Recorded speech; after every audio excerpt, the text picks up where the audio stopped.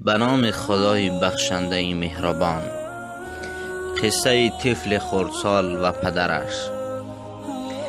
پدر وقتی که طهارت میکرد و تیاری به مسجد میدید، پسرش پرسید: پدر جان، به کجا می روید؟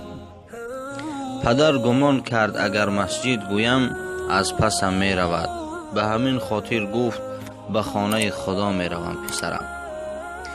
پسر نام خدا را فهمید، در دلش الهام پیدا گشت و گفت: من هم خانه خدا می روم، می خواهم او را ببینم.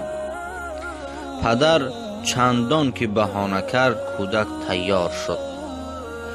پدر از دستش گرفته او را به خود به مسجد برد. وقتی که مسجد در آمدن، کودک گفت: همین است خانه خدا؟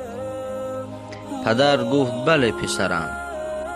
پسر سوال کرد: پس خدا کو پدر جان؟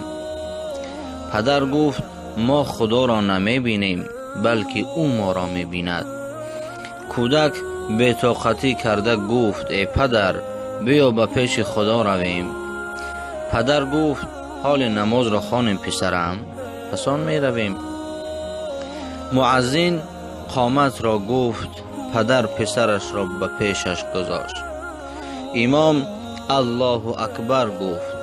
در دل این کودک هم ترس و هم عشق جوش میزد. بعد شنیدن ربنا ولک الحمد، پرده چشمش گشاده شد و دنیای دیگری را دید.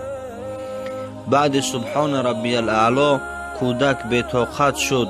از خانه با نیت پیش خدا می روم گفته آمده بود. بی‌طاقتی کودک در همین بود که کی به پیش خدا می روم. خداوند دعای این کودک را قبول کرد، ناامیدش نکرد، به نزد خود برد. دیگر سرش را از سجده نبرداشت. نمازگزاران نماز را تمام کردند. گفتند: ای فلانی، پسرت خوابش برده است. پدر نگاه کرد، خواب نه، بلکه روح در بدنش ندارد. پدر زیق شد. با نمازخوانان جنازه اش را خواندند. بعد در خاک گذاشتن. پدر آمد، زیق بود، در فکر پسرش خوابش برد. در خوابش دید که پسرش در زانوی راستی رسول خدا صلی الله علیه و سلم شیشته صحبت دارد. پدر چنان خرسند شد. ناگهان در گوشش صدای آمد که ای بنده خدا،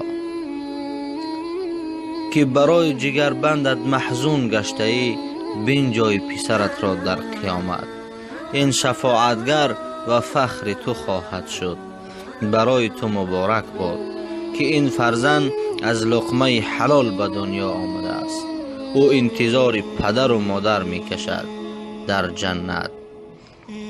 از خداوند متعال خواهان هستیم که برای تمام مسلمانان، خاصتا برای شخصان بی فرزند، فرزندان صالح و صالحه، خدمتگار پدر و مادر و خدمتگار جامعه و مسلمانان بگرداند. آمین یا رب العالمین.